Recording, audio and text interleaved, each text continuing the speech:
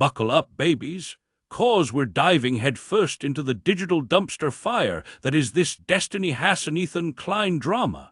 And I'm serving it up raw, unfiltered, and dripping with the kind of chaotic truth serum that'll make your third eye pop wide open. It's crazy. Their Amazon Prime deliveries, because, you know, that would be the...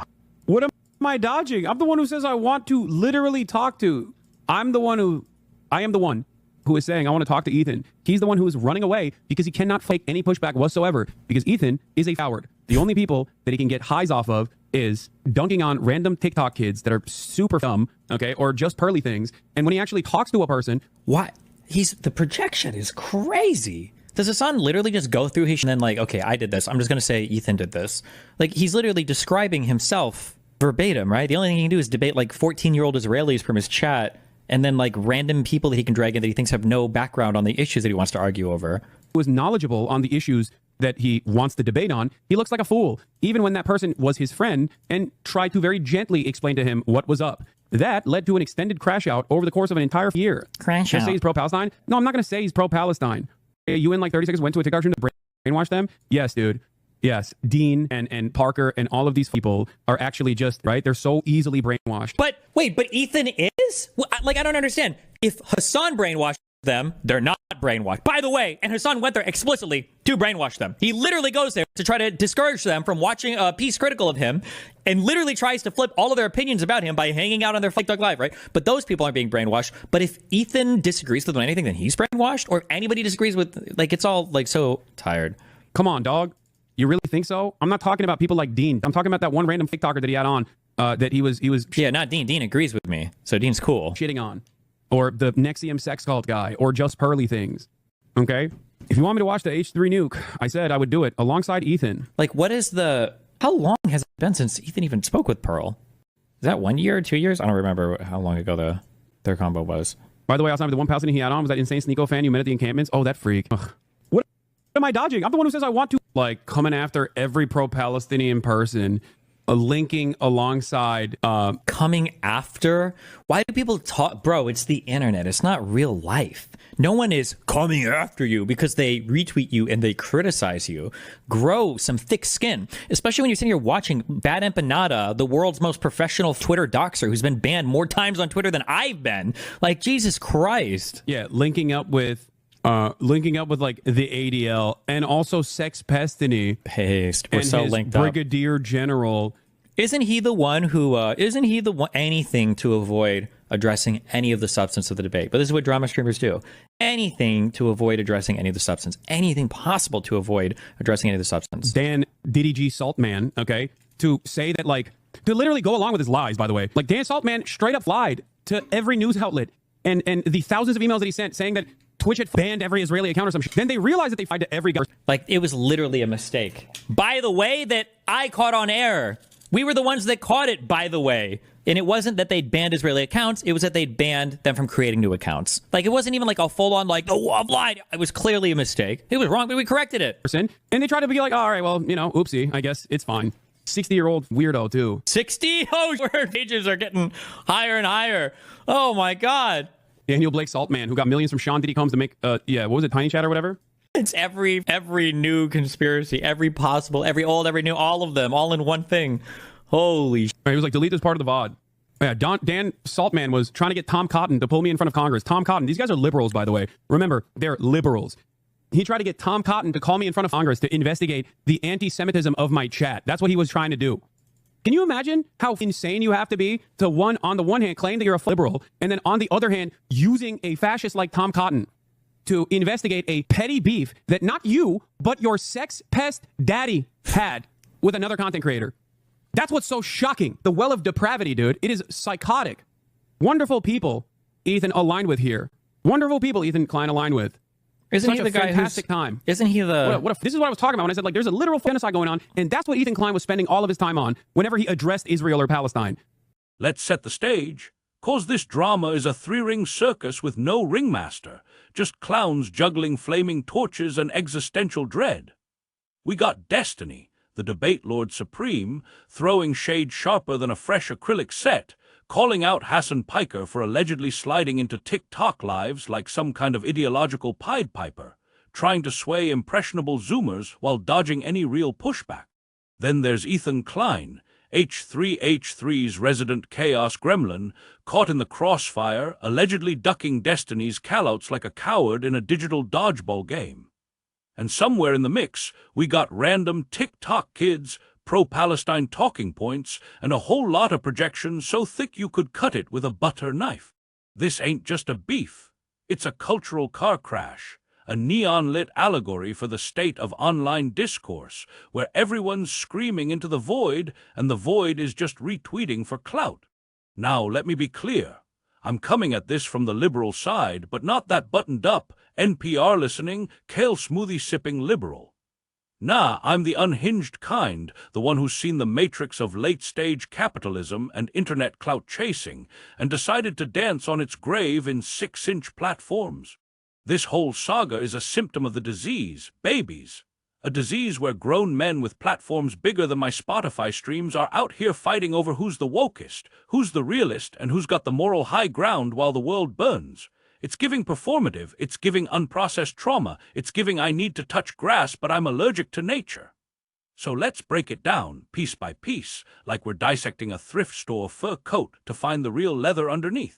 First off, let's talk about Hassan Piker, the man, the myth, the Marxist heartthrob who's got half of Gen Z ready to storm the Bastille in their skinny jeans. Hassan S. out here on TikTok, allegedly sliding into live streams like a smooth-talking uncle at a family reunion, trying to flip opinions and steer kids away from content critical of him. Now, I ain't saying Hassan's out here hypnotizing Zoomers with a pocket watch, but the vibes are sus okay. It's like he's trying to sprinkle some socialist fairy dust on these kids, hoping they'll wake up chanting, "Eat the rich" in their sleep. And Destiny's like, hold up, you can't just waltz into TikTok and reprogram the youth like it's a firmware update. The audacity, the gall, the sheer capitalist hustle of it all, cause, let's be real, this is clout-chasing dressed up as ideology. But here's the tea. TikTok ain't a debate stage, it's a digital slot machine, flashing lights and dopamine hits, where kids with attention spans shorter than a Vine clip are scrolling through dance challenges and political hot takes like it's all the same. Hassan knows this. He's not dumb. He's got that Ivy League glow-up, that I read half of does capital energy. He's out here curating his image like it's a Pinterest board for revolution, and these kids, they're eating it up like it's avocado toast at a gentrified brunch spot. Destiny's callout is less about Hassan being some evil mastermind, and more about the fact that this man is out here playing 4D chess with 14-year-olds who just learned what capitalism means from a meme. It's predatory, it's performative, and it's peak 2025 internet nonsense. And let's not sleep on the irony, cause irony is the real MVP here. Hassan S. out here accusing everyone else of brainwashing while he's allegedly doing the exact same thing. It's like a fox guarding the henhouse, except the fox is wearing a Supreme hoodie and quoting Chomsky. Destiny's like, you're not slick, bro. You're out here trying to mold young minds like they're Play-Doh, but when someone calls you out, you clutch your pearls and cry, projection. And honestly, he's not wrong. The hypocrisy is thicker than my edges after a fresh twist-out. Hassan S. out here acting like he's the voice of the people, but he's just another influencer with a microphone, whispering sweet nothings to a generation that's already drowning in algorithm soup. Now let's pivot to Ethan Klein, cause this man is serving chaos with a side of cowardice, and I'm here for it in the messiest way possible. Destiny's out here begging for a face-to-face, ready to throw hands in the marketplace of ideas, but Ethan's dodging like he's in a Matrix sequel nobody asked for. I'm the one who says I want to talk to Ethan. He's the one who is running away because he cannot fake any pushback whatsoever. Oop, the shade. It's like Destiny's holding up a mirror, and Ethan's like, nah, I don't do reflections. This man would rather debate a 14-year-old TikToker with a shaky iPhone camera than step into the ring with someone who's got receipts, facts, and a PowerPoint presentation ready to go. But what's wilder is the projection. Destiny's like, he's literally describing himself verbatim right. And baby, the receipts are piping hot. Now let's get into the spiciest part of this mess, the pro-Palestine angle. 'Cause nothing screams internet drama like dragging geopolitics into a beef that's already got more layers than a bodega lasagna. Destiny's out here saying Hassan's not even pro-Palestine, he's just pro-Palestine, which is the kind of read that deserves a standing ovation at the Apollo. It's like Hassan's not out here waving a flag for justice. He's waving a flag for clout, using the cause as a backdrop for his TikTok crusade. And Ethan, he's so deep in this beef he's lost the plot, spending all his time on Israel or Palestine, when there's, oh, I don't know, a literal bad going on. The disconnect is so real it's practically a Wi-Fi outage. Here, where it gets unhinged. 'Cause this is where the liberal in me starts screaming like I just saw a roach in my Birkin. These dudes are out here using one of the most serious issues of our time as a prop in their content creator cage match. Hassan's allegedly hopping into TikTok lives to discourage kids from watching critical content, which is giving cult leader vibes, not comrade vibes. Destiny's out here screaming, "It's the internet, it's not real life. No one is coming after you because they retweet you and they criticize you. Grow some thick skin." And I'm over here nodding so hard my neck's about to snap. The internet has turned grown men into drama queens who think a critical retweet is the same as a drone strike. Hassan's out here acting like he's fighting the good fight, but he's just fighting for likes. Ethan's out here acting like he's the victim, but he's just allergic to accountability. The real crime here is that we've let the internet turn serious issues into fodder for clout wars.